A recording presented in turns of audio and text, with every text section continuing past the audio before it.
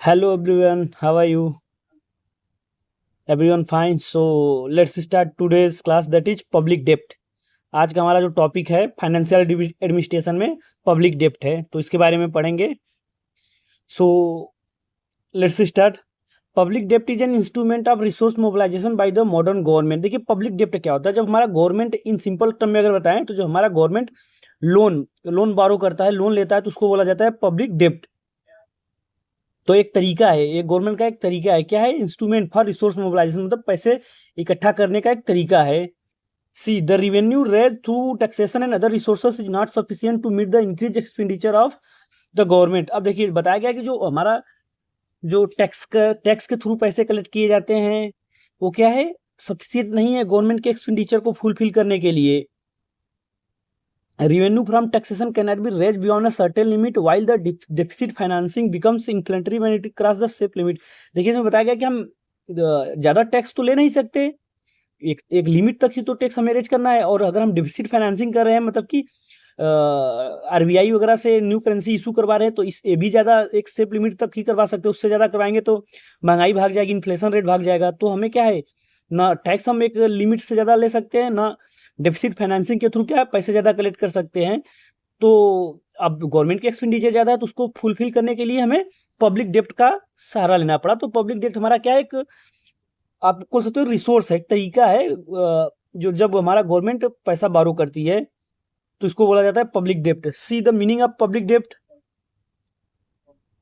Public डेप्ट denotes borrowing by the government from people's. अब देखिए अब बात तो है कि पब्लिक डेप्ट में क्या करती है, गवर्नमेंट बारो करती है, बट यहाँ बताया गया कि किससे बारो करती है, to whom government borrow the loan. See people, bank, financial institution and so on. Public डेप्ट denotes borrowing by the government from people, bank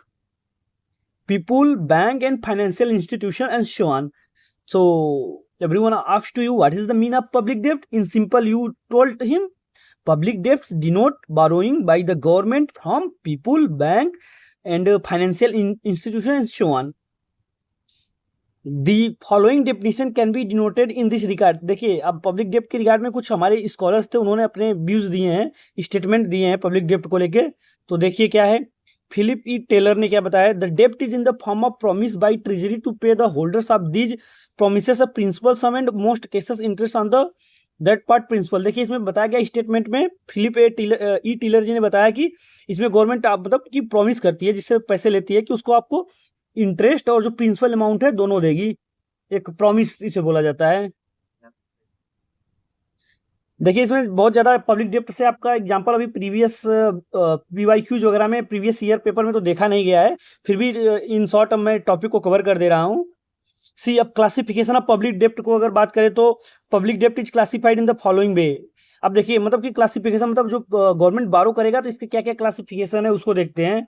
तो पहला हमारा है इंटरनल एंड एक्सटर्नल. तो जैसा इसका नाम सजेस्ट हो कर रहा है इंटरनल एंड एक्सटर्नल, तो मतलब जब गवर्नमेंट इंटरनल अपने with in the country loan बारो करेगा तो उसको इंटरनल पब्लिक डेप्ट बोलेंगे, जब आउटसाइड द कंट्री बारो करेगा तो उसको बोलेंगे एक्सटर्नल. अब देखिए अगर इंटरनली बात करें तो इंटरनली गवर्नमेंट किससे लेगा, द गवर्नमेंट बारो from individual, business establishment, financial institution, commercial bank and central bank. अगर एक्सटर्नली की बात करें तो बारो from foreigners, foreign banks, foreign government and international institution. Unlike internal debt, external debt involves material loss to the debtor country. देखिए अगर हम internally loss करें तो उसमें अगर इंटरनली डेप्ट करें तो उसमें ज़्यादा कुछ लॉसेस नहीं बताया गया. अगर हम जैसे foreign institutions, world bank, monetary fund, foreign bank से अगर लोन ले रहे हैं तो उसमें क्या होगा कि जो डेप्ट लेने वाली कंट्री का क्या है, मटेरियल लॉस होता है, क्योंकि उनके कुछ ना कुछ एक्सचेंज वगैरह में कुछ प्रोमिसेस देना पड़ता है, तो उसमें यही बताया गया है. सेकंड देखिए वॉलुंटरी एंड कंपल्सरी डेप्ट. सेकंड हमारा है वॉलुंटरी एंड कंपल्सरी डेप्ट. When the government borrow by issuing securities to which people are free to subscribe. देखिए जब बताया गया कि जब गवर्नमेंट क्या करती है, प्रोमिसेस करती है कि उसको इंटरेस्ट देगी और प्रिंसिपल अमाउंट वगैरह भी देगी, इससे कुछ मतलब प्रॉमिस सिक्योरिटी देती है, तो लोग क्या करते हैं उसको फ्री होकर सब्सक्राइब करते हैं, मतलब फ्रीली क्या होते हैं, वॉलुंटरी बारो करते हैं, मतलब लोन देते हैं, तो उसको बोला जाता है वॉलुंटरी public dept. And when the government on other hand इन्फोर्सेस burrowing through legal compulsion is called compulsory डेप्ट. अब देखिए इसके अलावा अब गवर्नमेंट है तो गवर्नमेंट कुछ लीगल पॉलिसीज या लीगल कंपल्सरी करके भी लोन ले सकती है, तो उसको बोला जाता है कंपल्सरी.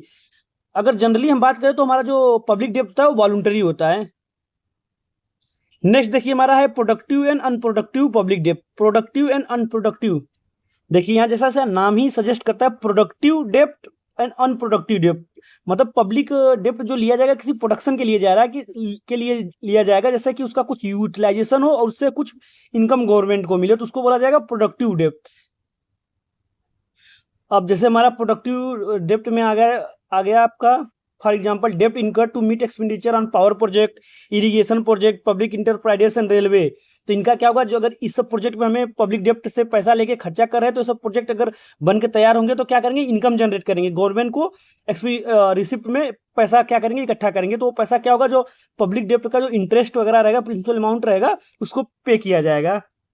और दूसरा हमारा अनप्रोडक्टिव डेप्ट हो गया। अनप्रोडक्टिव डेप्ट किस लिए लिया जाता है, जैसे कुछ अनफोर्सिन सीन हो गया, जैसे कि नेचुरल डिजास्टर हो गया, क्लेमिटीज हो गया, फाइनेंस वार हो गया, बजट डेफिसिट हो गया, इस सब को फुलफिल करने के लिए लिया जाएगा। तो उसका कुछ यूटिलाइजेशन गवर्नमेंट को मिलेगा नहीं, इसमें से कुछ इनकम तो आएगा नहीं, तो इसलिए इसको अनप्रोडक्टिव बोला गया है। सी हिक्स स्कॉलर है, उन्होंने बोला था called this two types of dept as active डेप्ट। देखिए उन्होंने प्रोडक्टिव डेप्ट को एक्टिव डेप्ट बोला और अनप्रोडक्टिव को बोला डेड वेट डेप्ट रिस्पेक्टिवली, डेड डेप्ट बोला इसको। तो याद रहे, एमसीक्यू पूछा जा सकता है। नेक्स्ट हमारा है funded and unfunded, funded dept and unfunded public डेप्ट, उसको समझते हैं अब। सीधे देखिए, funded dept is a long term dept payable after a year, while unfunded dept is short term dept payable with in a year. देखिए funded मतलब होता है कि लॉन्ग टर्म डेप्ट होता है, जिसको कुछ साल के बाद उसको रिटर्न करना होता है। एंड अनफंडेड डेप्ट क्या होता है कि शॉर्ट टर्म के लिए होता है, उसको विद इन द ईयर क्या होता है, रिटर्न करना होता है। अब देखिए इसमें बताया गया है कि जो फंडेड डेप्ट है वो कुछ एसेट क्रिएट करने के लिए जाता है, परमानेंट एसेट अगर क्रिएट करना है उसके लिए लिया जाता है। और जो अनफंडेड डेप्ट होता है वो incur to meet temporary gap in budget, मतलब बजट में कुछ गैप हो जाए, कुछ कमी आ जाए पैसों की, उसके लिए लिया जाता है अनफंडेड जो हमारा डेप्ट होता है। नेक्स्ट हमारा है रिडीमेबल एंड इरिडीमेबल पब्लिक डेप्ट। मतलब देखिए जो when the government borrow money with a promise to pay off in future at specific date is known as a redeemable डेप्ट। When the government on the other hands borrow without any intention to repay the same in future, it is known as irredeemable debt। देखिए इसका simple फंडा है कि जब government एक promise करती है, जिससे लोन लेती है कि उसको इस स्पेसिफाइड डेट को लोन क्या करेगी, पे कर देगी, तो उसको होगा हमारा रिडीमेबल, और कुछ स्पेसिफाइड डेट नहीं होगा तो होगा इरिडीमेबल। नेक्स्ट देखिए हमारा नेक्स्ट टॉपिक है redemption. Redemption, see redemption of public debt means repayment of public debt। there are various method of redemption of public debt। देखिए रिडेम्पशन बेसिकली क्या होता है, जो पब्लिक डेप्ट होता है, बारो लोन लिया होता है गवर्नमेंट, उसको रीपे करना, उसी को रिडेम्पशन बोला जाता है। उसके कुछ मेथड्स यहाँ पे बताए गए हैं कि कैसे कैसे गवर्नमेंट पे करेगी। देखिए पहला है रिफंडिंग करेगी। In this method the government issue new bonds and securities in order to repay the matured loans। in other word, matured or old debt are replaced by new debt, hence the money burden of the debt is non replenished, rather it is accumulated due to the postponement of debt repayment। देखिए refunding का simple मतलब ये होता है कि कर्जा बढ़ाकर नया कर्जा लेना, कुछ मतलब और डेप्ट लेके किसी और को रिफंड करेगा, तो ये हमारा होगा रिफंडिंग। सेकेंड है टर्मिएबल एनुनिटीज। इसका मतलब होता है टर्मिएबल इन्यूटीज का मतलब किस्त में क्या करना, रीपे करना। इन दिस मेथड पब्लिक डेप्ट is repaid in equal instalment में जब दिया जाता है तो उसको बोला जाता है terminable annuities. Third one is conversion. When the rate of interest falls the government convert the old loan into a new loan and this reduce its interest payment. इसमें बोला गया कि देखिए जो कन्वर्जन हो जाएगा, जो हाई इंटरेस्ट रेट का डेप्ट होगा उसको लो इंटरेस्ट रेट के डेप्ट में बदल दिया जाएगा। Fourth one is sinking fund, it connotes डेप्ट रिडेम्पशन फंड। देखिए क्या है, सीकिंग फंड एक प्रकार से तरीका है। इसमें क्या होती है, जो लोन गवर्नमेंट के लोन्स वगैरह के फंड होते हैं उसको एक फिक्स पैसा क्या होगा, एक गुल्लक की तरह, एक मतलब सेविंग किया जाएगा कि जो भी पब्लिक डेट है उसको रिफंड किया जाएगा, मतलब कि पे किया जाएगा, तो उसको सिंकिंग मेथड भी बोला जाता है। ऐसे बहुत सारे मेथड दिया है, new taxation, capital levy, surplus budget, surplus BOB. Our next topic is burden. Burden देखिए क्या होता है, बोझ होता है। जैसे आप लोग को पता है ना बर्डन, बोझ, like same like that public डेप्ट is a burden on government because government has to pay repaid with interest, that why it is called a public debt is called as a burden। तो burden को कैसे कैसे वो tackle करता है government, उसके कुछ मेथड्स हैं, उसको देखते हैं।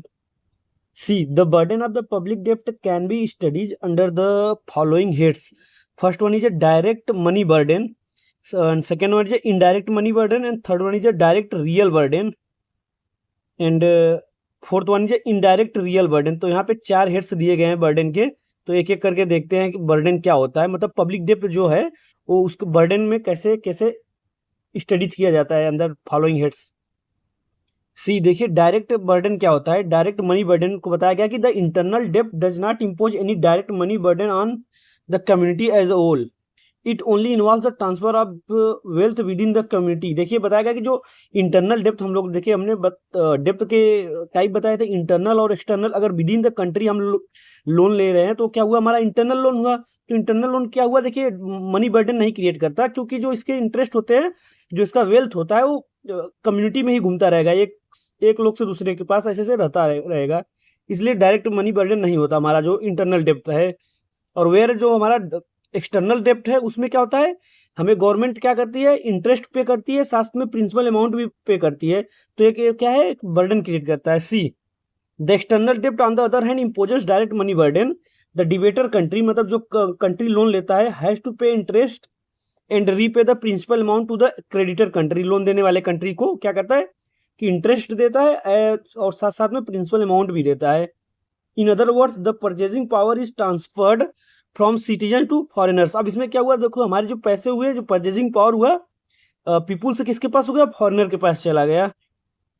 See the direct money burden of the external dept worries with size of the डेप्ट। अब जितना ज्यादा कर्जा आप लिए रहोगे, जितना ज्यादा डेप्ट का साइज रहेगा, लोन का अमाउंट जितना ज्यादा रहेगा, डायरेक्ट मनी बर्डन उतना ही ज्यादा रहेगा। सेकेंड वन है इनडायरेक्ट मनी बर्डन। अब देखिए इनडायरेक्ट मनी बर्डन कौन क्रिएट करता है, जैसे हमारा इंटरनल जो डेप्ट होते हैं, जो इंटरनल डेप्ट होते हैं वो क्या करते हैं, कम्युनिटी पे इनडायरेक्ट मनी बर्डन क्रिएट करते हैं। क्यों, जैसे देखिए हमारा जो पब्लिक लोन्स वगैरह लेके स्पेंडिंग करके कुछ प्रोजेक्ट्स वगैरह बनाती है, तो उससे क्या हुआ, कमोडिटी एंड सर्विस की रिक्वायरमेंट बढ़ जाती है, उसकी डिमांड बढ़ जाती है, तो उससे क्या हुआ, इनडायरेक्ट मनी बर्डन होता है। सी द इंटरनल डेप्ट imposes an indirect money burden on the community. The productive spending by the government creates the demand for commodities and service.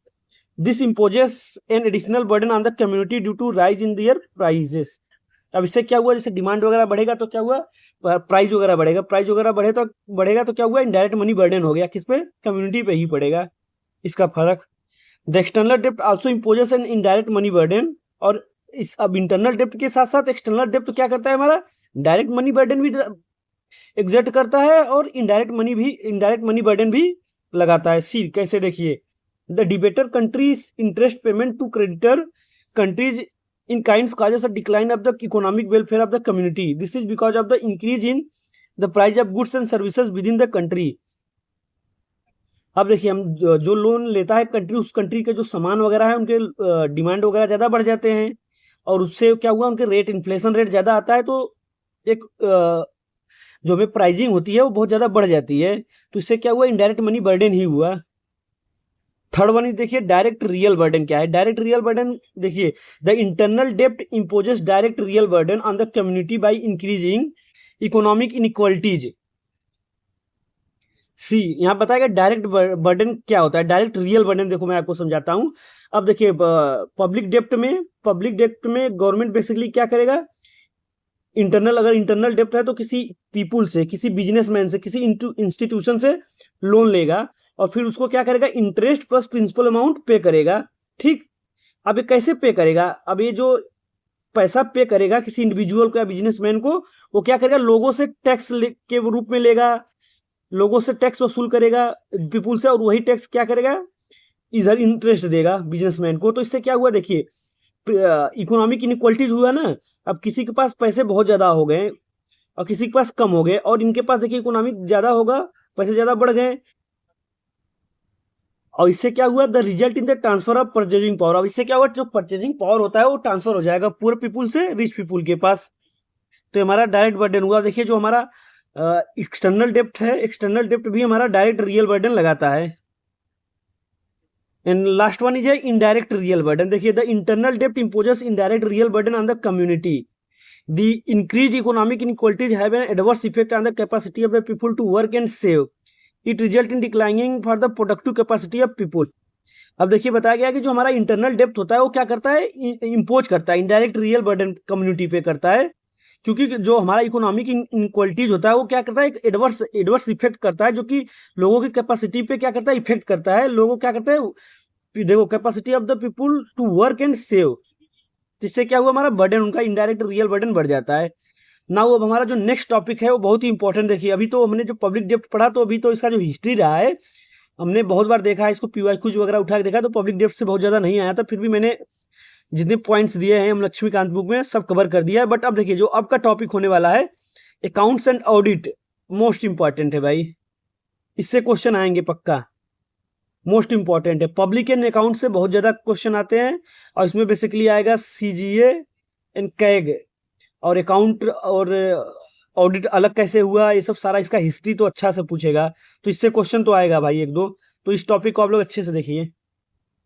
अब देखिए हमारा अकाउंट एंड ऑडिट को सेपरेट पहले हम पढ़ेंगे। तो देखिए अकाउंट बेसिकली क्या होता है, अकाउंटिंग आप लोग सुने होंगे जनरल टर्म्स में कि अकाउंटिंग अच्छे से करना, अकाउंटिंग अच्छे से करना मतलब कि उसका काउंटिंग, मतलब जो भी आप चीजें कर रहे हो उसका गणना अच्छे से करना, उसका सब कुछ फैक्ट एंड वैल्यू, उसका ट्रांजेक्शन अच्छे से देखना। मतलब इसको अगर इन जनरल टर्म में भी मैं समझा रहा हूँ कि अकाउंटिंग होता क्या है।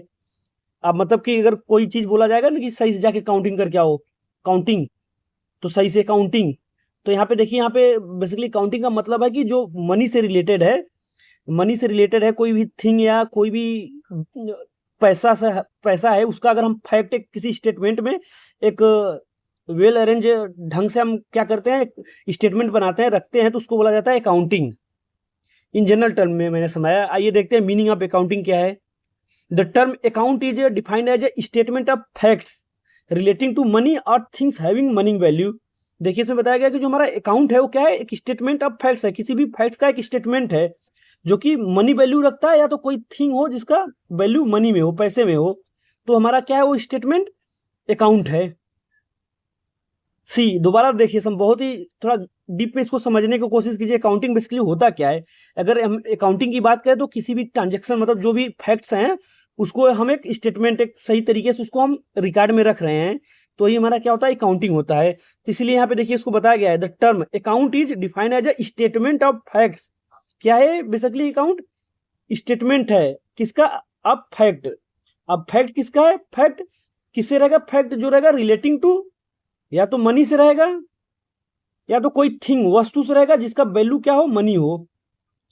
और इसी का हम क्या कर रहे हैं, इसी फैक्ट का हम स्टेटमेंट क्या कर रहे हैं, रख रहे हैं, तो उसी को बोला जाता है accounting. See the fact which are incorporated in the record of account are called transaction. देखिए अब जो हम फैक्ट रखे थे ना, या तो दो फैक्ट रखे थे, पैसे की हो या तो कोई थिंग्स की हो जिसकी वैल्यू पैसा हो, तो यही हमारा फैक्ट हुआ, और इसी का हम रिकॉर्ड रख रहे हैं, और जो हमारा इफेक्ट हुआ इसी को बोला जाता है ट्रांजेक्शन। अब बेसिकली अकाउंट में हम क्या रखेंगे, ट्रांजेक्शन का रिकॉर्ड रखेंगे। अब देखते हैं कौन कौन सा ट्रांजेक्शन है हमारा। दज accounting means keeping a systematic record of. अब देखिए यहाँ पे एज ए लेमैन इसको डिफाइन किया गया है अकाउंटिंग को, इन सिंपल वर्ड में, कि अकाउंटिंग क्या है। दज, अभी तो हमने अकाउंट पढ़ लिया, अकाउंट क्या है, अकाउंट में बेसिकली स्टेटमेंट ऑफ फैक्ट्स होता है। अब अकाउंटिंग क्या होता है, अकाउंटिंग होता है कि दज accounting means keeping a systematic record of financial transactions. In simple way, if someone asks what is the account, so you should reply as like statement of facts. And what is the fact, fact is the relating to the value of transaction which having the money value or things which having the money value. And accounting is the keeping the record of financial transaction, is called accounting in systematic way. So it involves the collection, recording, classifying and summarizing transaction of financial nature and interpreting the result thereof. अब जो देखिए क्या हुआ, basically जो हमारा record रखा जाएगा accounting में, जो सिस्टमेटिक रिकॉर्ड रखेंगे फाइनेंशियल ट्रांजेक्शन का, उसमें क्या होगा, हमारा कलेक्शन होगा, रिकॉर्डिंग होगा, क्लासिफाइंग होगा एंड समराइजिंग ट्रांजेक्शन होगा। सारे चीजों का हम रिकॉर्ड रखेंगे, तो हमारा क्या हुआ, वो अकाउंटिंग हुआ। Now see accounting has 3 purpose. अब यहाँ पे बताया गया कि अकाउंटिंग के क्या क्या पर्पज है। अगर देखिए अब अकाउंटिंग के पर्पज क्या होता है, पहला पर्पज अकाउंटिंग का देखो यहाँ पे बताया गया कि जो फंड को हैंडल करेंगे उनमें क्या होगा, एक फेडेलिटी होगी, क्लियरिटी होगी, डिटर्मिनेशन होगी। See the determination of Fidelity of those handling funds. अब देखिए अगर हम अकाउंटिंग अच्छे से कर रहे हैं तो जो फंड को हैंडल कर रहा है उसके अंदर एक क्या होगी, फेडरलिटी, क्लियरिटी आएगी कि कौन सा हमारा ट्रांजेक्शन कहाँ गया है, कौन सा चीज किस चीज में खर्चा हुआ है पैसा, तो उसकी क्या होगी, क्लियरिटी रहेगी, fidelity. And second one is देखिए the furnishing of information regarding financial condition and operation of policy making and administrative purposes. अब देखिए क्या होगी, हमें फर्निशिंग रहेगा, इंफॉर्मेशन रहेगा रिगार्डिंग कोई भी financial condition and operation for policy making का है, कुछ भी चीजें हैं उस पर कैसे हुआ है, क्या स्पेंडिंग हुए हैं, सब चीजों की हमें एक फर्निशिंग, मतलब कि एक अच्छे से हिसाब रहेगा सब चीजों का। And third one is the keeping of expenditure with in the budgetary provision and limitation. अब देखिए हमें, अगर हम अकाउंटिंग कर रहे हैं तो हर एक चीज का जो बजटरी प्रोविजन में दिया गया है कि किस चीज का हमें पैसा कितना खर्चा करना है, तो हाँ अकाउंटिंग में लिखा रहेगा कि इस चीज के लिए इतना पैसा है, तो हम उसके अकॉर्डिंग ही विड्रॉ करेंगे। तो उससे क्या हुआ, जो बजटरी हमारा प्रोविजन है उसके लिमिटेशन में रह के हम सब काम करेंगे। Now see according to L D White the primary function of systematic accounts are. अब देखिए एल डी वाइट ने बताया कि जो प्राइमरी फंक्शन है सिस्टमैटिक अकाउंटिंग का वो क्या है। See first one is to make financial record. देखिए पहला तो है फाइनेंशियल रिकॉर्ड को मेंटेन करना, to protect those handling fund, और जो फंड को हैंडल कर रहा है उनको प्रोटेक्ट के लिए, क्योंकि अगर वो हर एक चीज का रिकॉर्ड रखेंगे तो इन फ्यूचर अगर कुछ केस हो रहा है तो कोई भी रिकॉर्ड मांगेगा तो वो दे सकते हैं कि ये जो फंड है XYZ स्कीम में खत्म हुआ है, XYZ ने इसको ट्रांजेक्ट किया है, तो हर एक चीज का रिकॉर्ड रहेगा। Third one is to reveal the financial condition of the organisation in all its branches. अब देखिए अगर हम अकाउंटिंग कर रहे हैं, अकाउंटिंग में क्या होगा, बेसिकली ऑल ट्रांजेक्शन होंगे, जो इनकमिंग होंगे, आउटगोइंग होंगे, सभी चीजों का क्या होगा, हमारे पास रिकॉर्ड होगा। तो इससे हमें जो ऑर्गेनाइजेशन की ओवरऑल फाइनेंशियल कंडीशन है उसको हम बता सकते हैं कि अगर अकाउंटिंग के थ्रू हमारे पास इतना बैलेंस बचा है या तो हम इतने माइनस में चल रहे हैं। तो ओवरऑल कोई भी ब्रांच का अगर अकाउंटिंग सिस्टम हमारा अच्छा है तो उस ब्रांच का हम ओवरऑल कंडीशन बता सकते हैं। Next to facilitate necessary adjustment in the rates of expenditure. अब देखिए इसमें बताया कि अगर हमारा एक्सपेंडिचर ज़्यादा बढ़ रहा है तो हम हर एक चीज़ का रिकॉर्ड रखेंगे, और हमारा इनकम रिसिप्ट का भी रिकॉर्ड रहेगा, तो हम बता सकते हैं, कंपेयर कर सकते हैं कि हमारा जो रिसिप्ट का रेट है वो कम है और जो हमारा एक्सपेंडिचर का रेट है वो बहुत हाई भाग रहा है। तो उससे हम क्या कर सकते हैं, अपना एक्सपेंडिचर को एडजस्ट कर सकते हैं उसके according. And next one is to give information to those who are in responsible position on the basis of which plan for future financial and operating programs can rest। देखिए इसमें बताया गया कि जो अगर रिस्पॉन्सिबल होता है किसी भी प्लान या स्कीम को लेके, तो उसके लिए हम प्लान कर सकते हैं अच्छा सा, हमारे पास कितना फंड बचा है क्या नहीं, इसकी जानकारी अगर अच्छे से रहेगी तो जो हमारा रिस्पॉन्सिबल होगा इस चीज के लिए तो क्या होगा, वो अच्छा सा अपना प्लानिंग कर सकता है। एंड लास्ट वन ये to aid in the making of audit. अब देखिए ऑडिट, अभी ऑडिट आप लोगों को बताया नहीं क्या है, बट अभी इतना समझ लीजिए, अगर हमारा अकाउंटिंग अच्छा सा है, अगर एक सिस्टमेटिक अकाउंटिंग है, साउंड अकाउंटिंग है, तो उस ब्रांच का ऑडिटिंग बहुत अच्छा होगा। ऑडिटिंग बेसिकली क्या किया जाता है, लेमैन आपको मैं बता दूं, ऑडिटिंग किया जाता है कि आपने जो ट्रांजेक्शन किए हैं, सब चीजें आपने जो मेंशन किए हैं वो क्या सही, इफेक्टिवली, करेक्टिवली, ट्रांसपेरेंटली मेंटेन किए है कि नहीं, तो उसका क्या हो, एक ट्रांसपेरेंसी है कि नहीं आपके अकाउंटिंग में, ये चीजें जाके जानकारी करना को इसी को ऑडिट बोला जाता है। तो अभी अब नेक्स्ट जो हमारा टॉपिक है वो ऑडिट है। आइए देखते हैं मीनिंग ऑफ ऑडिट। अब ऑडिट का मतलब समझते हैं क्या है। वैसे जनरली आप लोग को तो ऑडिट पता है क्या होता है। ऑडिट होता है अकाउंटिंग को जांच करना, जो अकाउंटिंग को स्क्रूटनी करना कि जो हमारा अकाउंटिंग प्रोसेस है वो सही से चल रहा है कि नहीं। मतलब जो हमने, मतलब अकाउंटिंग में क्या है, बेसिकली हमने स्टेटमेंट बता दिया कि हमारा ट्रांजेक्शन इतना हुआ है, रिसिप्ट इतना हुआ है, कहाँ कहाँ ट्रांजेक्शन हुआ है, सब हमने अपना अकाउंटिंग में क्या किया, मेंशन कर दिया। बट ये सही मेंशन हुआ है कि नहीं हुआ है, क्या है कि नहीं है, तो इसको कैसे पता चलेगा, इसको सेपरेट ब्रांच आएगी और जिसको ऑडिटिंग ब्रांच के होंगे वो आएंगे, वो चेक करेंगे क्या ये सारे ऑथेंटिक डेटा का ट्रांजेक्शन है कि नहीं है, जो एंट्री इसमें है ट्रांजेक्शन में सारे एंट्री सही है कि नहीं है, सब चीज़ें, और जो जिस पर्पज के लिए ट्रांजेक्शन किया गया उस पर्पज फुलफिलमेंट हुआ है कि नहीं हुआ है, ये सब क्या होगा, ऑडिटिंग में बेसिकली जांच किया जाएगा कि रियलिटी में कि आउटपुट, इनपुट तो हमने दे दिया, आउटपुट मिला है कि नहीं मिला है, इसकी जांच की जाएगी ऑडिट में। अब हम समझते हैं मीनिंग ऑफ ऑडिट। तो ऑडिट के देखिए पहले, audit is an important means of legislative control over financial administration. तो देखिए ऑडिट हमारा क्या है, एक लेजिस्लेटिव कंट्रोल है ओवर किस पे, एग्जीक्यूटिव पे, फाइनेंशियल एडमिनिस्ट्रेशन को लेके। Audit is an important means of legislative control over financial administration. देखिए अगर हमारा ऑडिट ना होता तो हमारा जो एग्जीक्यूटिव होता वो क्या होता, वो मनमानी मिसयूज करता, उसके ट्रांजेक्शन में कुछ भी गलत सीधा रॉन्ग एंट्री दिखा देता। तो ऑडिट ही ऐसा है, लेजिस्लेटिव का एक इंस्ट्रूमेंट बोल सकते हो, जिससे कि हमारा एग्जीक्यूटिव क्या होता है, कंट्रोल में रहता है।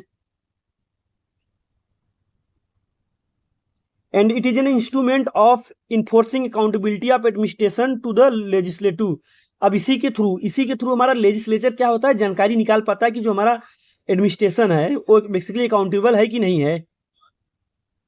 It is a part of external control over administration. अब देखिए क्या है एक्सटर्नल कंट्रोल। अभी हम एक चैप्टर हमारा बचा हुआ है जो है accountability and control. Accountability and control basically उसमें हम इसी चीज के बारे में पढ़ेंगे कि हमारा जो लेजिस्लेचर है कैसे कंट्रोल करता है। तो उसमें प्रोविजन बताया गया कि एक तो इंटरनल कंट्रोल होता है, एक तो जो ऑर्गेनाइजेशन होता है वो खुद ही इंटरनल कंट्रोल करेगा अपने सारे फाइनेंशियल एडमिनिस्ट्रेशन पे, और एक हमारा लेजिस्लेचर का क्या होता है एक्सटर्नल कंट्रोल होता है। उसमें क्या होगा, अदर थर्ड पार्टी आएगी, थर्ड एजेंसी आएगी, वो क्या करेगी, ऑडिट करेगी, वो कंट्रोल करेगी आपके फाइनेंशियल में। तो हमारा जो ऑडिटिंग स्कीम है वो क्या है, वो एक्सटर्नल कंट्रोल है, लेजिस्लेटिव का एक्सटर्नल कंट्रोल है। See it is a part of external control over administration. And see audit is an examination of account in order to discover and report to the legislature the unauthorised illegal or irregular expenditure and unsound financial practices on the part of administration. देखिए इसमें बताया गया कि audit क्या है। Audit basically क्या examination करना होता है। जो हमारा किसी भी मान लीजिए मिनिस्ट्री ऑफ एजुकेशन है, मिनिस्ट्री ऑफ एजुकेशन का अकाउंट हमने देखा,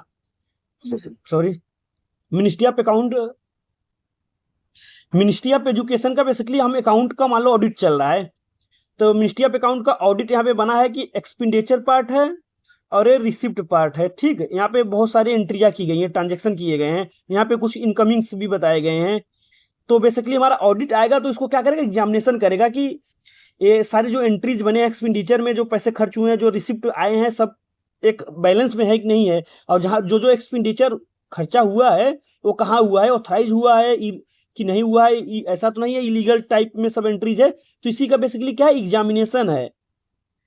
और इसको वो अपना रिपोर्ट किसको देगा, लेजिस्लेचर को देगा। बेसिकली लेजिस्लेचर को बताएगा कि जो अकाउंट्स है बेसिकली ऑथेंटिक है कि नहीं है।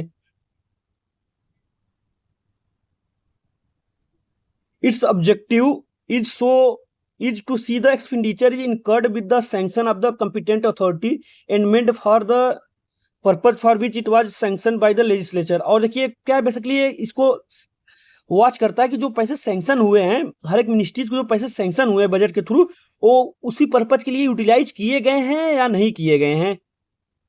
In the words of James C Charlesworth, audit is the process of ascertaining whether the administration has spent or is spending its fund in accordance with the terms of the legislative instrument with appropriate money। देखिए जो हमारे scholars है James C चार्ल्सवर्थ ने बताया कि audit क्या है। Basically उन्होंने बोला कि ऑडिट एक प्रोसेस है असर्टेन करने का, मतलब कि श्योर करने का कि जो हम एडमिनिस्ट्रेशन हमारा जो पैसे क्या किया है, स्पेंड किया है, या तो उसको पेंडिंग फंड को पेंडिंग किया है जिस पर्पज के लिए वो लाया था। See the audit can be इधर पोस्ट ऑडिट और प्री ऑडिट। अब देखिए बताया गया कि ऑडिट क्या होता है, तो पोस्ट ऑडिट या तो जो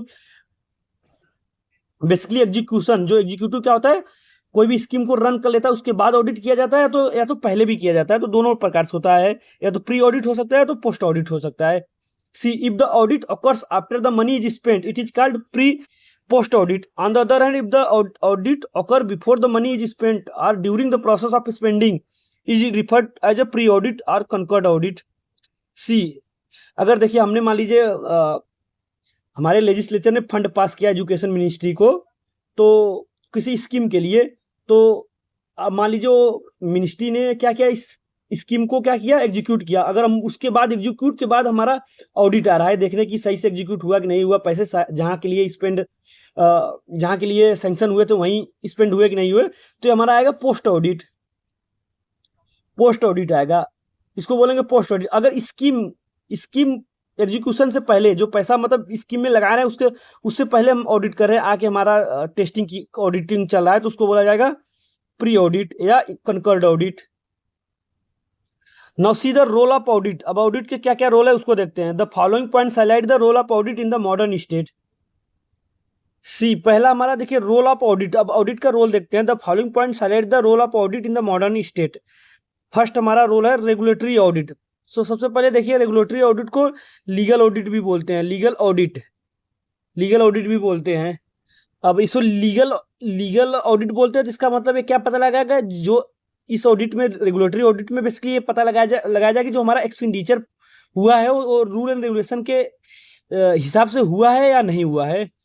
सी, it is concerned with the legal and technical aspect of expenditure by the administration. It ensures the conformity of expenditure to law, rules and regulation, and see that it is supported by adequate voucher.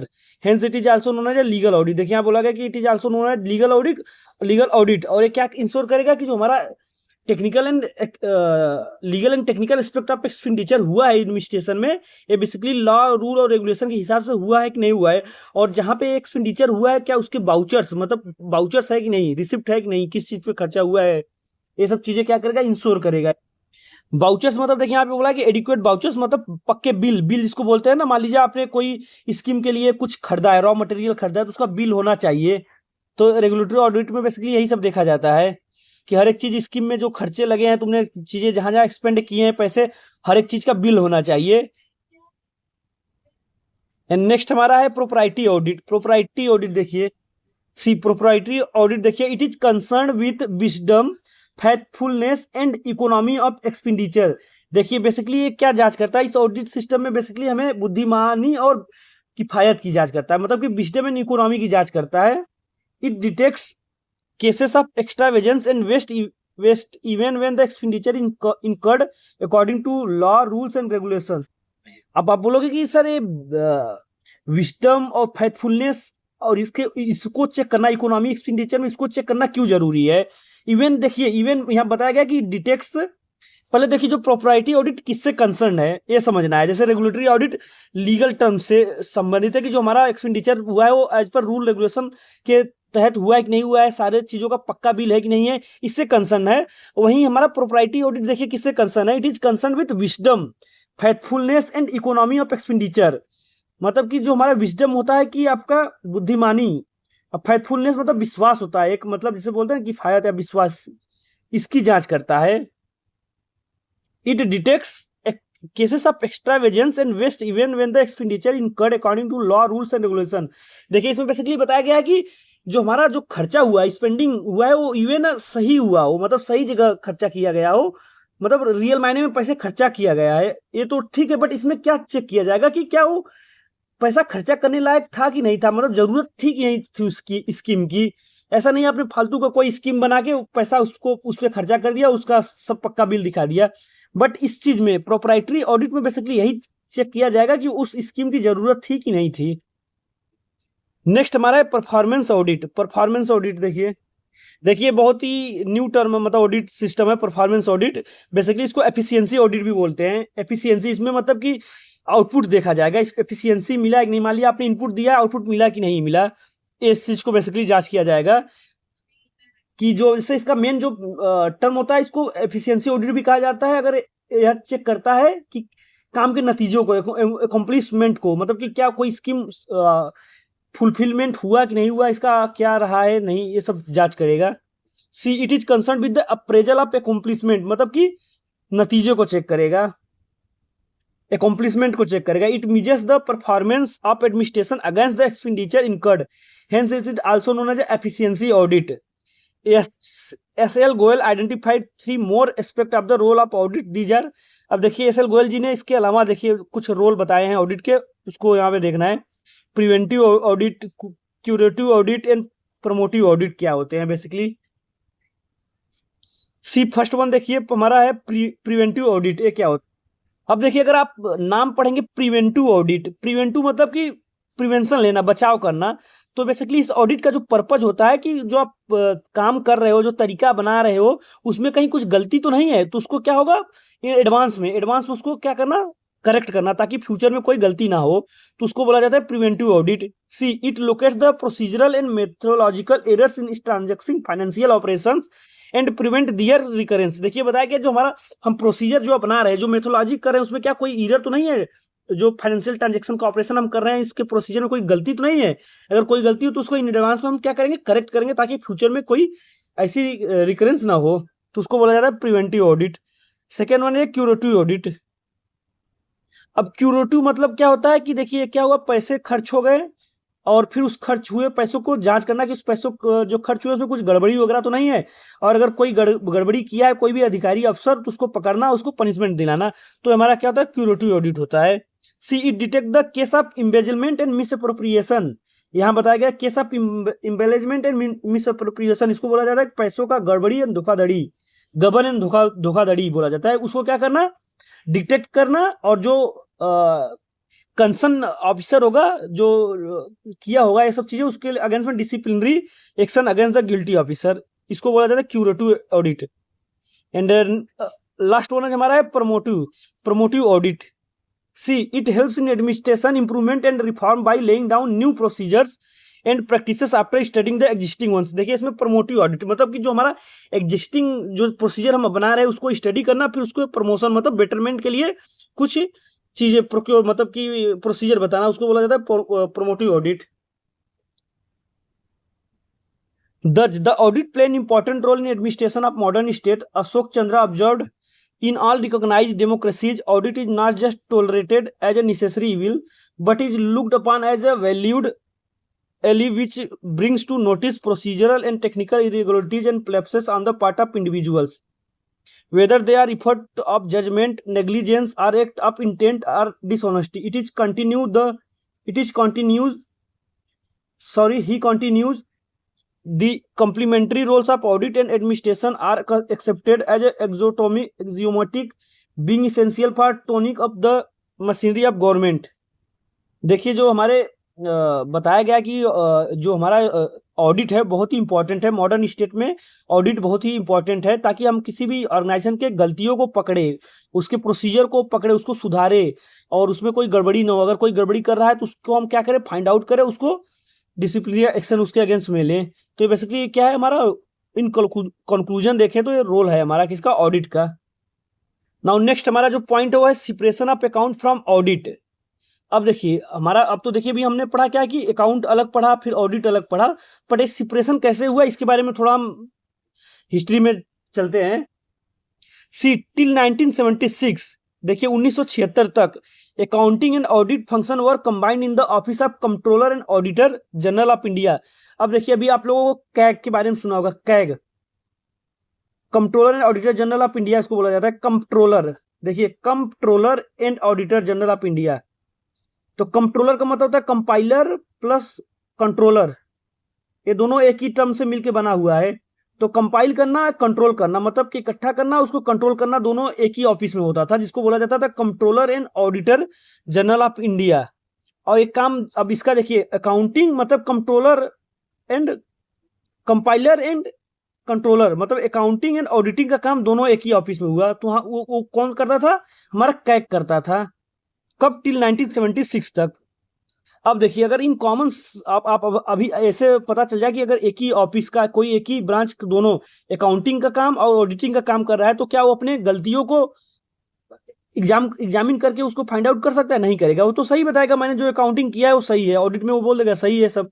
तो एक था इसका main reason था अलग करने का। सी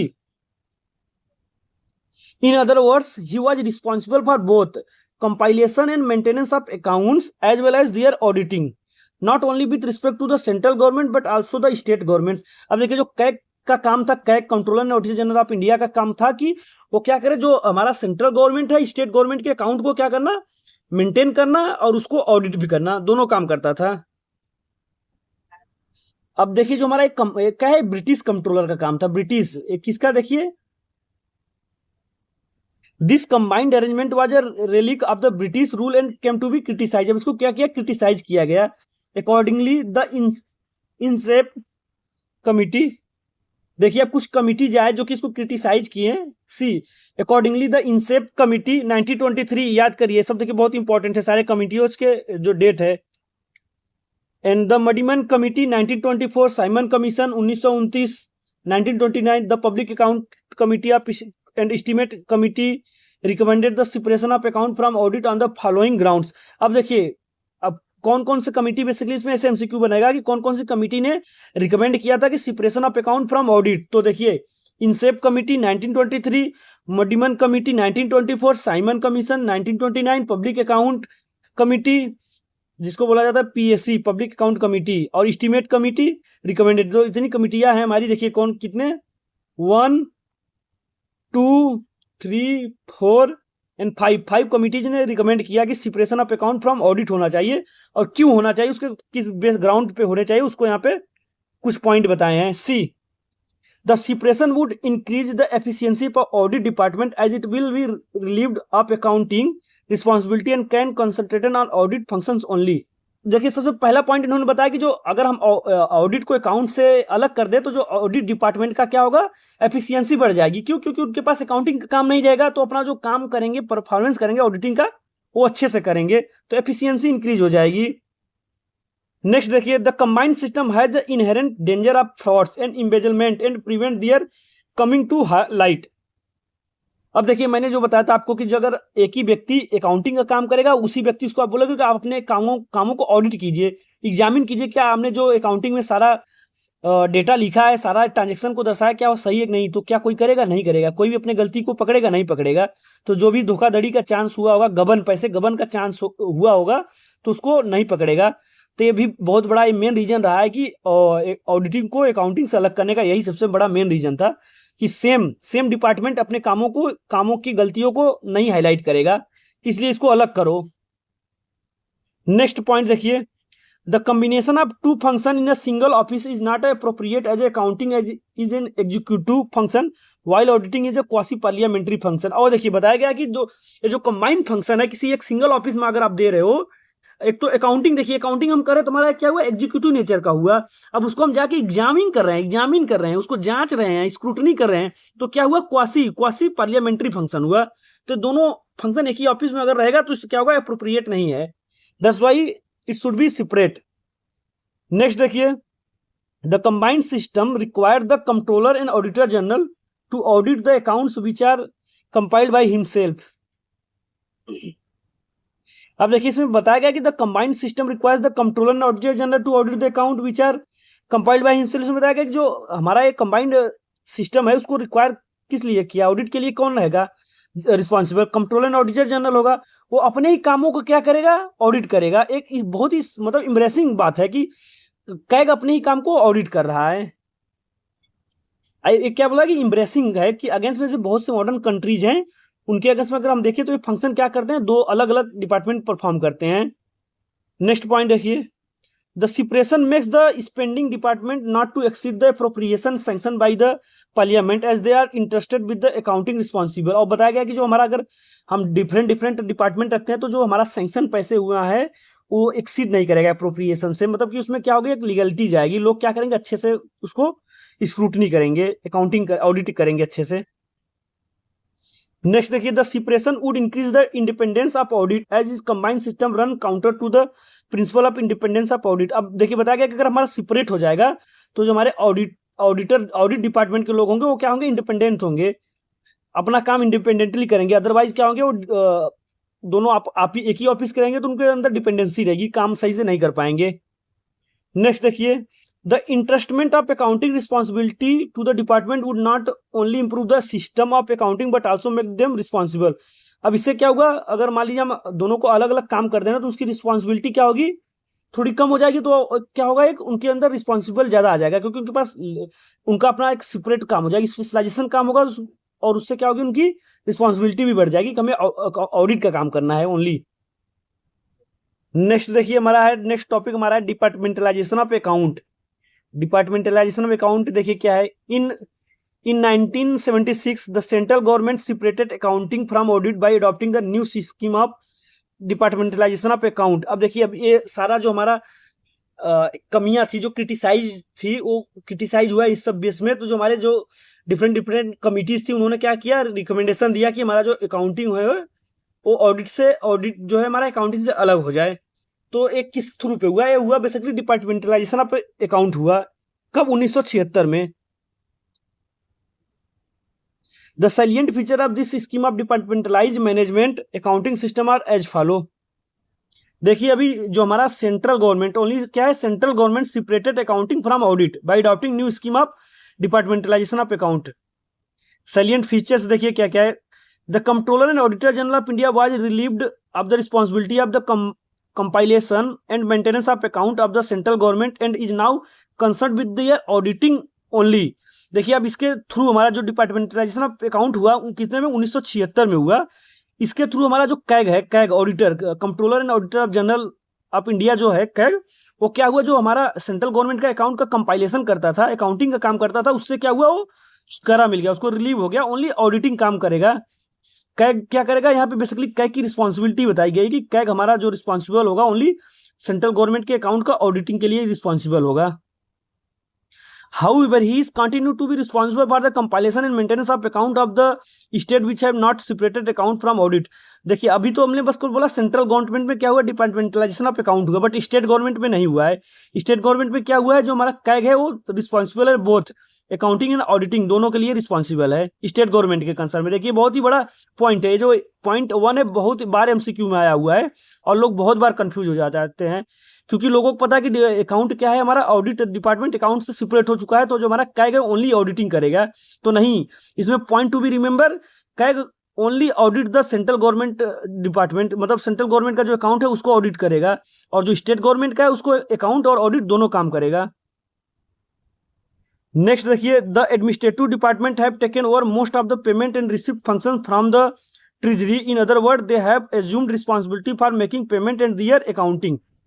देखिए next जो हमारा पॉइंट है, बताया गया कि the administrative department have taken over most of the payment and receipt function from the treasury. देखिए पहले क्या होता था, सारा जो रिसिप्ट और ट्रांजैक्शन की जो फंक्शन होता था वो ट्रेजरी से होता था, बट अब जो हमारी हर एक एडमिनिस्ट्रेटिव डिपार्टमेंट है वो अपना अलग से बना लिए, अपना अलग से ऑफिस बनाए हैं, जिसमें से उनका ट्रांजैक्शन और इनकमिंग स्पेंडिंग सब उनका होगा। In other word, they have assumed responsibility for making payment and their accounting. अब क्या हुआ, अपना रिस्पॉन्सिबल हुए अपना खुद का अकाउंटिंग करने के लिए, पेमेंट एंड दियर अकाउंटिंग जो है खुद करेंगे।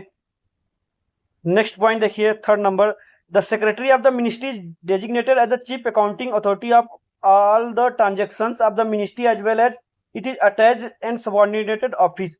देखिए बताया गया कि जो हर एक मिनिस्ट्रीज के हर एक क्या होंगे, सेक्रेटरी होंगे, तो सेक्रेटरी क्या होगा, वो चीफ अकाउंटिंग ऑफिसर होगा, वो सारा जो उस मिनिस्ट्री का लेन देन रहेगा, लेखा जोखा उसी के बिहाफ पे होगा। और ये जो हमारा चीफ अकाउंटिंग ऑफिसर होगा, जो हमारा सेक्रेटरी होगा, वो आईएफए इंटीग्रेटेड फाइनेंशियल एडवाइजर के सपोर्ट से काम करेगा। नेक्स्ट देखिए, the integrated financial adviser is the head of payment and accounting organisation of the ministry. अब बताया गया कि जो आईएफए होगा वो क्या होगा, हेड होगा किसका, payment and accounting organisation of the ministry का, on the behalf of the chief accounting authority secretary of the ministry. देखिए जो हमारा हर एक मिनिस्ट्री का जो सेक्रेटरी होगा उसके बिहाफ पे हमारा जो आईएफए होगा वो क्या क्या करेगा, he is responsible for following, किस किस चीज के लिए रिस्पॉन्सिबल होगा। देखिए आईएफए रिस्पॉन्सिबल है पर on the behalf of secretary के, क्योंकि सेक्रेटरी क्या है, चीफ अकाउंटिंग ऑफिसर है, और जो आईएफए होगा ये इसका सपोर्ट करेगा सेक्रेटरी का, तो आईएफए काम करेगा on the behalf of secretary chief accounting officer. See क्या क्या काम करेगा, he is responsible for the following, किस किस चीज के लिए रिस्पॉन्सिबल होगा, formulation of budget of the ministry and its department, जो मिनिस्ट्री के जो बजट फॉर्मुलेशन में क्या होगा, हेल्प करेगा। कंट्रोल ऑफ एक्सपेंडिचर, उस मिनिस्ट्री का एक्सपेंडिचर होगा उसको कंट्रोल करेगा।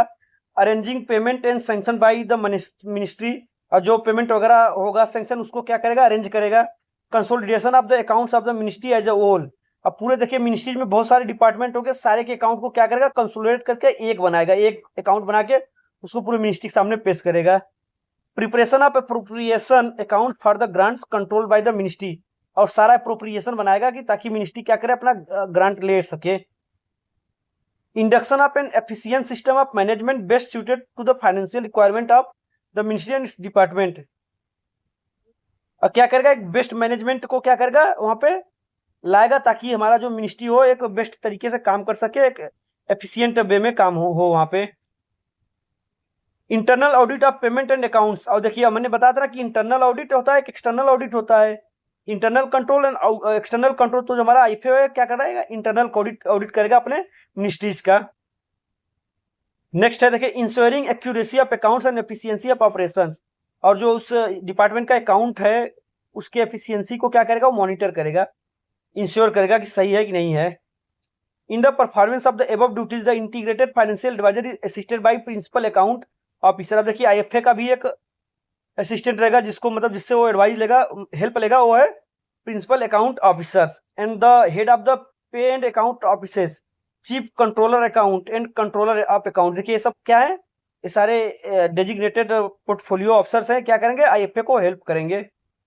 कौन कौन से, principal accounts officer, head of pay and accounts officers, chief controller of account and controller of account, ये सब क्या है, हेल्प करेंगे किसका, आईएफए को। सी नेक्स्ट हमारा जो टॉपिक है controller general of account, CGA जिसको बोलते हैं, CGA controller general of account, CGA controller general of account. See देखिए जो हमारे कंट्रोलर जनरल ऑफ अकाउंट है, बेसिकली क्या है, एक मिनिस्ट्री ऑफ फाइनेंस के जो डिपार्टमेंट है, मिनिस्ट्री ऑफ फाइनेंस में बेसिकली बहुत सारे डिपार्टमेंट है, तो उसमें एक डिपार्टमेंट है department of expenditure, department of expenditure उसका क्या है, पार्ट है।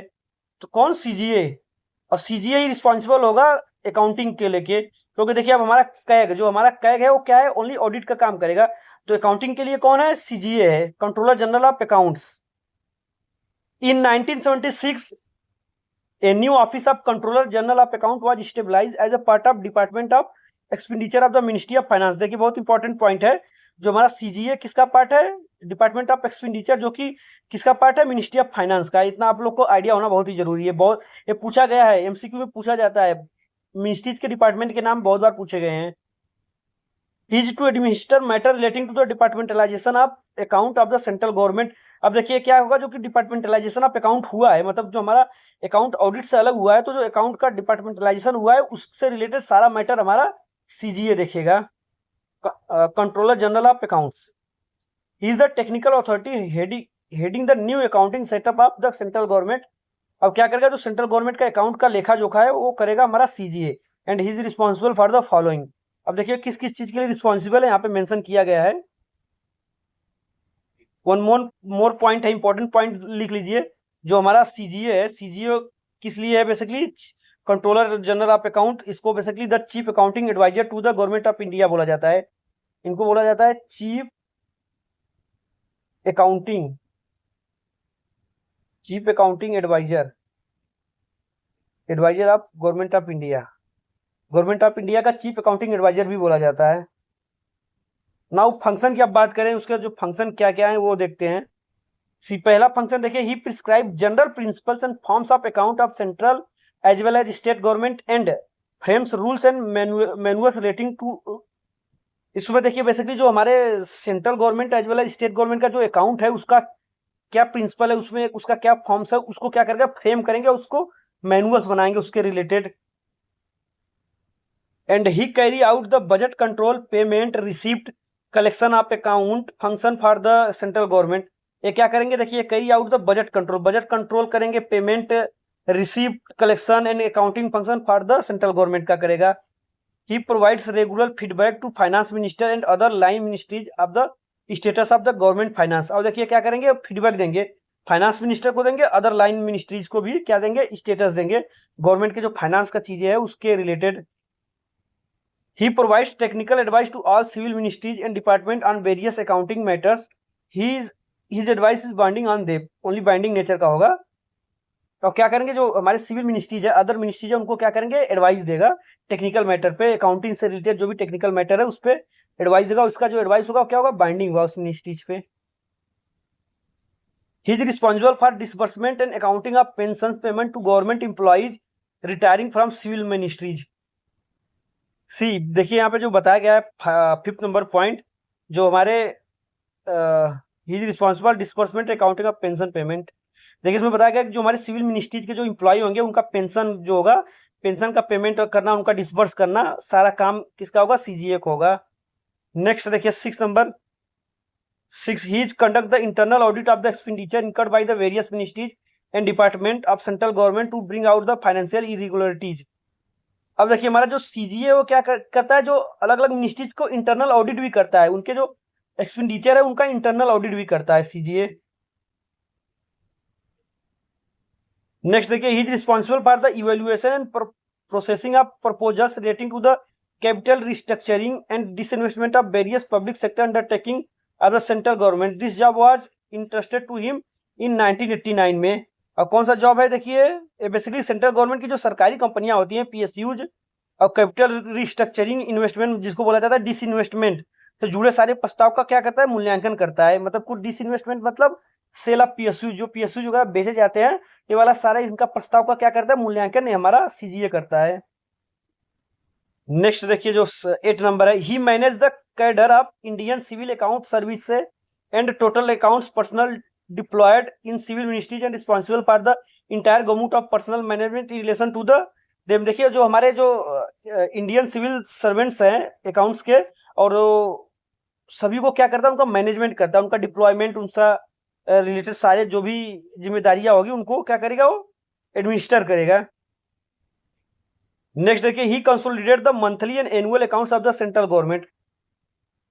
ही administer rules under article 283 of the constitution.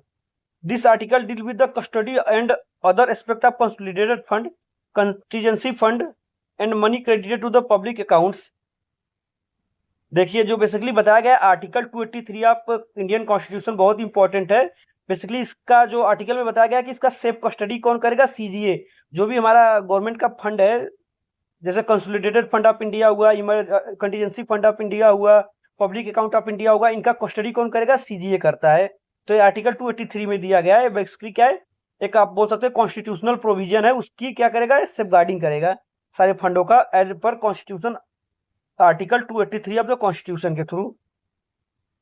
And next, he prepares and condense form of appropriation account and finance account of the central government. अब ये बताया गया कि इसमें जो सेंट्रल गवर्नमेंट का, अब इसमें बताया कि बजट के टाइम जो सेंट्रल गवर्नमेंट का अप्रोप्रिएशन एक्ट और जो फाइनेंस एक्ट का फॉर्म होता है, उसको शॉर्टकट में बनाता है, प्रिपेयर करता है।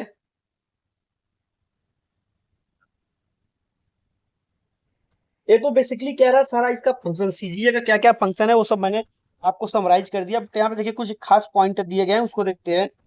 इन 1992 the institute of government accounts and finance was stabilised under the controller general of account, CGA, to meet the training needs of civil account personnel. देखिए बताया गया कि 1922 में सीजीए के अंदर क्या बनाया गया है, इंस्टीट्यूशन बनाया गया है। कौन सा, institute of government and accounts, institute government and finance, जो कि स्टेबलाइज किया गया है सीजीए के अंदर। किसको देखने के लिए, ट्रेनिंग, जो सिविल अकाउंट पर्सनल होते हैं, स्टाफ होते हैं, उनकी ट्रेनिंग को देखभाल करने के लिए। It has its main centre at Delhi and regional centre at Mumbai, Chennai and Kolkata. अब देखिए जो हमारा इंस्टीट्यूट है, institute of government account and finance, उसका मेन सेंटर जो है दिल्ली में, और जो रीजनल सेंटर है वो है मुंबई, चेन्नई एंड कोलकाता में। इन February 2000 the expenditure reform commission was set up by the resolution under the chairmanship of KP Geeta Krishnan to make a review of the entire government expenditure. The commission completed its term in September 2001. It submitted 10 report and recommendation restructuring in case of 36 ministries and department. देखिए यहाँ बताया गया कि 2000 में जो हमारा expenditure reform commission आया था, जिसका चेयरमैन थे केपी गीता कृष्णन, उन्होंने क्या किया था, जो हमारा एक्सपेंडिचर पार्ट है गवर्नमेंट का, उसको पूरा रिस्ट्रक्चर किया, रिफॉर्म किए, स्टडीज किया और अपने कुछ रिकमेंडेशन दिए, जो कि 36 मिनिस्ट्रीज एंड डिपार्टमेंट में क्या हुए, लागू हुए। Now see the structure of account. जो अकाउंट है, अकाउंट्स है, उसका स्ट्रक्चर आप देखते हैं। According to article 150 of the constitution, the form of accounts of the central and state governments is prescribed by the president of India on the advice of the controller and auditor general of India. देखिए इसमें बताया गया कि जो article 150 है, 150 of constitution क्या बताता है, वो बताता है कि जो हमारे सेंट्रल और स्टेट गवर्नमेंट का जो फॉर्म्स होगा, अकाउंट का फॉर्म्स होगा, वो प्रिस्क्राइब किसके द्वारा किया जाएगा, प्रेसिडेंट ऑफ इंडिया के द्वारा किया जाएगा। और प्रेसिडेंट ऑफ इंडिया किसके एडवाइस पे करेगा, कैग के, controller auditor general of India, controller and auditor general of India, CAG, controller and auditor general of India के एडवाइस पे क्या करेगा, वो फॉर्म्स को प्रिस्क्राइब करेगा कि जो सेंट्रल और स्टेट गवर्नमेंट के जो अकाउंट्स के फॉर्म होंगे कैसे होंगे। See rule 204 of the Lok Sabha state that the budget shall be presented to the Lok Sabha in such form as the finance minister may after considering the suggestion if any of the estimate committee settle. जैसे ही हमारा finance ministry क्या होता है, जो हमारा budget होता है सेटल हो जाता है, तो उसको क्या करेगा, लोकसभा में पेश करेगा, और किसमें, जो such form prescribe by president, उसी फॉर्म में पेश करेगा। In practice the form of budget corresponded to the form of accounts. अब हमारा जो बजट होगा वो फॉर्म ऑफ अकाउंट्स के करस्पॉन्डेंट में होगा। See the existing accounting practice could not meet the requirement of performance budgeting. अब देखिए जो हमारा जो एग्जिस्टिंग अकाउंटिंग प्रैक्टिस है, इससे क्या हुआ, जो हमारा परफॉर्मेंस बजटिंग है, परफॉर्मेंस बजटिंग मैंने आप लोगों को अच्छे से बता दिया है, तो क्या हुआ, अच्छे से नहीं हो पाता था, रिक्वायरमेंट्स को मीट नहीं कर पाते थे। तो consequently a revised accounting structure was introduced in 1974 by the central government to serve the objective of management and need of financial control and accountability।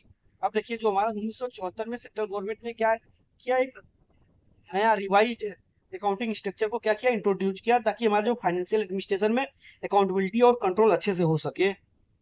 C in pursuance of this revise scheme a 5-tier classification of account has been adopted. अब देखिए जो revise scheme के through हमारा जो accounting हुआ वो 5 tier का हुआ। कैसे हुआ देखिए, sectoral, major head, minor head, sub head and detail head. अब देखिए बेसिकली है क्या, इसको देखिए आप सेंडिंग ऑर्डर में याद कीजिए, पूछा गया है sectoral, major head, minor head, sub head and detail head. अब ये है क्या, इसको बताता हूं मैं एक एक करके। देखिए द सेक्टोरल क्लासिफिकेशन है divided the function of government into 3 sectors.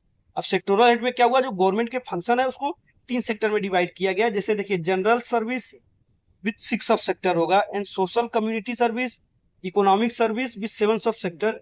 In addition there is a 4th sector namely grant in aid and contribution होगा। The major head of the account denote the function of government, that is agriculture, while the minor head is assigned to program, that is agriculture farms. The subhead of denote the scheme covered by the programs, and detail head represent the expenditure on the scheme in terms of input like salaries, investment and so on.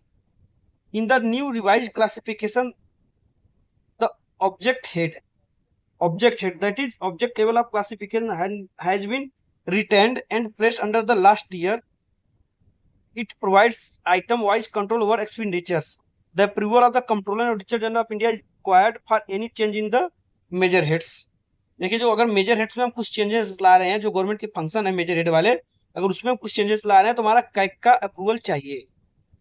देखिए अगर as a layman में बताऊं, तो अगर English तो आपको देखिए बहुत ज़्यादा समझ में नहीं आएगा, फिर भी अगर लेमैन में बताऊं तो देखिए जैसे सरकार का क्या होता है, सरकार का खर्चे बहुत ज़्यादा हैं। सरकार क्या है, जो अपना एक्सपेंडिचर बहुत ज़्यादा है, तो उसको अच्छे से मॉनिटरिंग करना नहीं हो पाता था। तो उसको ईजी मॉनिटरिंग के लिए वो जो खर्चे हैं सरकार के, उसको लेयर्स में 5 लेयर्स में बांटे गए हैं, कि एक सेक्टोरल में, मेजर हेड्स में, माइनर हेड, सब हेड, ऐसे एक सेक्टर्स में बांट दिए गए हैं कि खर्चे किस सेक्टर में कैसे हुआ है, ताकि हम ट्रैक कर सके कि हमारा कौन सा स्पेंडिंग कहाँ पे हुआ है। ट्रैक करने के लिए उसको सारे जो स्पेंडिंग है, खर्चे हैं, उनको क्लासिफाइड किया गया है सारे हेड्स में। अब देखिए जैसे इसमें बताया गया कि सारे हेड्स होते हैं, जैसे सेक्टोरल हेड में से अगर बात करें तो सेक्टोरल हेड में जो खर्चे होंगे कौन कौन से होंगे, तो उनमें देखिए यहाँ पर डिफाइन किया गया कि जो sectoral classification divide the function of government into 3। अब इसमें जो गवर्नमेंट के फंक्शन को 3 भागों में डिवाइड कर दिया गया है। कौन कौन से, general service, social and community service and economic service. अब इसमें जो सारे खर्चे होंगे जनरल सर्विस में, सोशल एंड कम्युनिटी सर्विस में, इकोनॉमिक सर्विस में, वो किस में रिकॉर्ड किए जाएंगे, सेक्टोरल क्लासिफिकेशन में। ऐसे जो हमारा मेजर हेड्स है वो क्या है, देखिए the major head of account denotes the function of government, that is agriculture. जैसे एग्रीकल्चर का कोई भी फंक्शन है तो किस में किया जाएगा, मेजर हेड में। While the minor head is assign to programme, अगर कोई एग्रीकल्चर में कोई अगर छोटा प्रोग्राम है तो उसको किस में किया जाएगा, माइनर हेड्स में किया जाएगा। जैसे एग्रीकल्चरल फर्म का कोई प्रोग्राम है तो उसमें माइनर हेड में। Where has the sub head denote the scheme covered by the programme. अगर कोई स्कीम कवर किया जा रहा है, जैसे मान लीजिए एग्रीकल्चर फर्म के तहत कोई भी प्रोग्राम अगर हम कर रहे हैं, उस प्रोग्राम को फुलफिलमेंट करने के लिए जो भी खर्चे आएंगे उसको किस में करेंगे, सब हेड में। And the detail head represent the expenditure on the scheme in terms of inputs like salaries. अब देखिए इस सब फंक्शन को परफॉर्म करने के लिए जो सैलरीज वगैरह हम देंगे उनको हम डिटेल हेड्स में क्या करेंगे, डिनोट करेंगे। तो ये सब हमारा क्या रहा, बेसिकली क्लासिफिकेशन रहा सारे खर्चों को क्लासिफाइड करने के लिए अलग अलग सेक्टर्स में, ताकि हम उनका मॉनिटरिंग अच्छा से, ट्रैक अच्छा से कर सके। और देखिए जो डिटेल हेड्स को हम क्या बोलते हैं, ऑब्जेक्ट हेड भी बोलते हैं। तो ये तो रहा हमारा फाइनेंशियल एडमिनिस्ट्रेशन से आज लास्ट टॉपिक था। तो फाइनेंशियल एडमिनिस्ट्रेशन हमारा खत्म हो गया। नेक्स्ट वीडियो लेक्चर में हम MCQ लाएंगे, मोस्ट इंपॉर्टेंट, जो कि आपका स्कोरिंग है। अगर फाइनेंशियल एडमिनिस्ट्रेशन का MCQ आप लोगों ने कर लिया तो आपका समझो कि JRF फिक्स है। तो बने रहिए और जितना हो सके रिवाइज कीजिए, और नेक्स्ट वीडियो सेक्शन में हम मिलते हैं मल्टीपल चॉइस क्वेश्चन के साथ। सो अभी के लिए थैंक यू।